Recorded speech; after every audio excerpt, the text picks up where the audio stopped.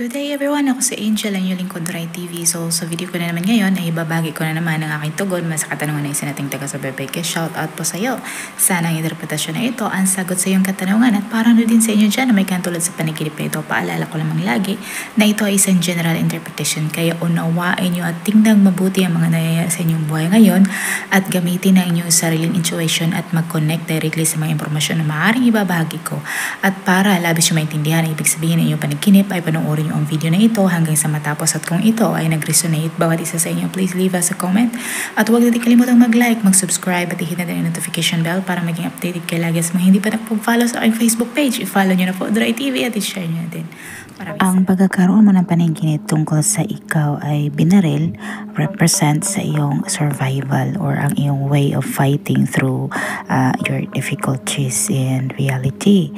At maaaring meron kang mga differences na kailangan mo isettle regarding sa iyong sexual affair.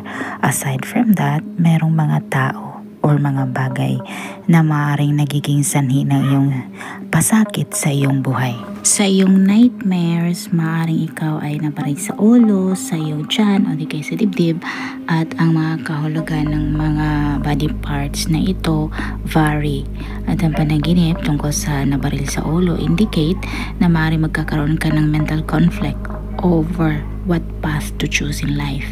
At sa iyong waking life naman, ang iyong panaginip tungkol sa nabaril naman sa tiyan, maaaring ito ay nag-indicate na maaaring nagsasayang ka lang ng oras sa mga unproductive pursuits. At kapag naman sa iyong panaginip ay nabaril ka sa iyong likuran, maaaring ito ay nag-signify sa iyong nararamdaman of betrayal or someone or something ay maaaring nag-hold you back sa iyong waking life.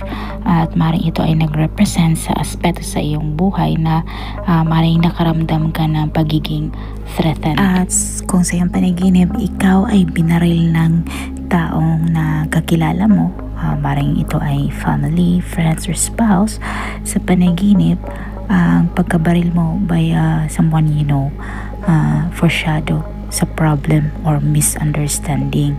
Ang pagkabaril naman ng iyong spouse, kung ikaw ay may asawa, foreshadows your genuine sentiments, particularly sa iyong mga pagdududa towards sa kanya. Aside from that, ay maaaring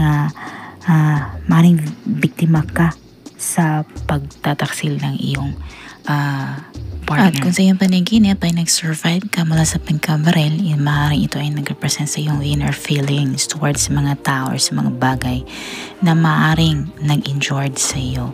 You may came across someone or something na maaaring nagiging sanhi ng iyong grief and there is nothing you can do about it kundi harapin ang mga misery alone. Meron ka ding dapat i-deal with someone or sa mga bagay na nangangailangan ng iyong full focus. Sana nagustuhan nyo ang dream interpretation. Ibinahagi ko sa inyo ngayon at mag-ibahagi na din sa inyo mga opinion at katanungan sa pamamagitan ng pag-komento sa baba.